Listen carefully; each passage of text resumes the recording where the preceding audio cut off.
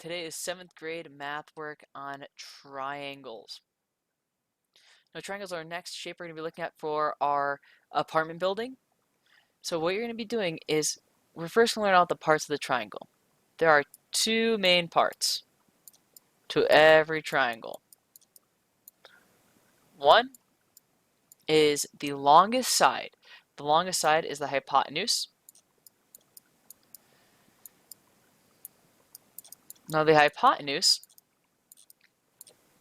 is going to be that diagonal part of the triangle. When we look at right triangles, the longest side, the one that goes straight down diagonally, is the hypotenuse. The other parts are just called the legs.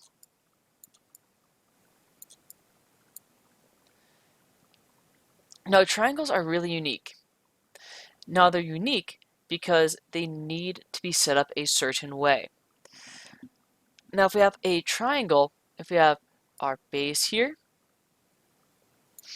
and we have lengths, our lengths need to be a certain length to actually make a triangle.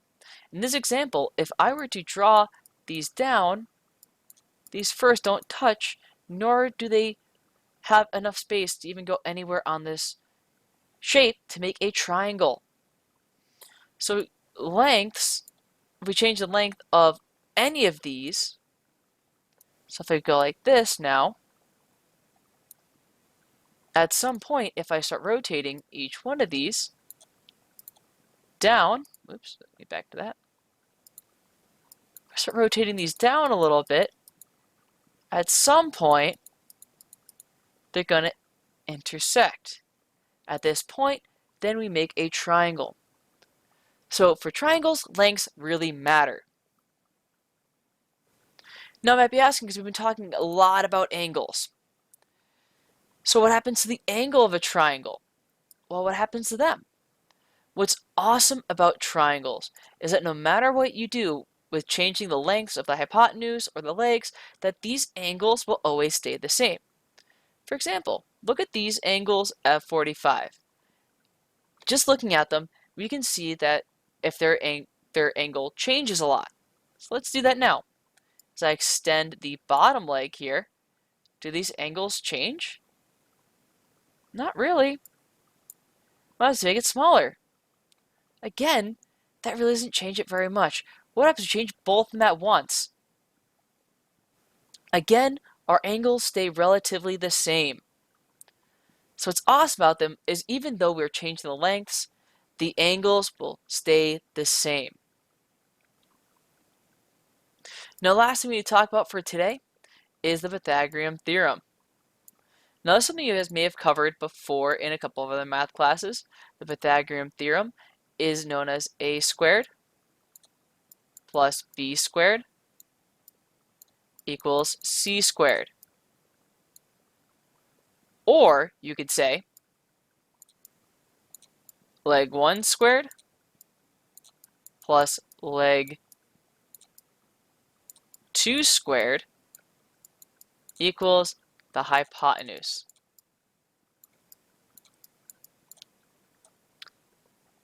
Now for this example here, I like to identify my sides. So I use two colors. I'm going to use red to identify the hypotenuse. And I'm going to use green to identify the legs.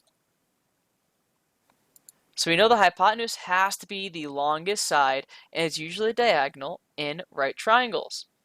So this is going to be a right triangle. And we know that right here is going to be our hypotenuse. Because just by looking at here, you can see that this, where x is going to be the longest side. So we know that this is going to be our hypotenuse. That means we have our legs, one leg right here, and one leg right here. So this is going to be a leg, and this is going to be a leg. So let's set up our equation. Pythagorean theorem says we have leg squared times plus leg squared equals hypotenuse squared. Oh, forgot the square up here. So we're going to set that up. So we have our first leg of leg 3. So I have 3 squared plus 4 squared equals x squared. Now here I would recommend using a calculator. You guys can use calculators for this section. So what you're going to do is you're going to do, first off, we're going to do this first one right here. Doing that first one, we're going to do 3 squared, so we know 3 times 3, which gives us 9, plus, what's 4 squared? Make sure you use a calculator. 4 times 4 gives us 16, equals x squared.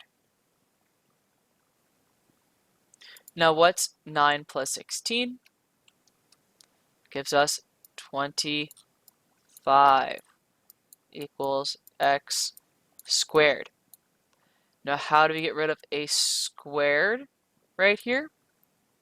Well, we do the square root from both sides. So what's the square root of 25?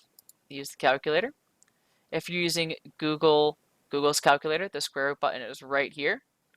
You hit this, type in 25, and hit enter.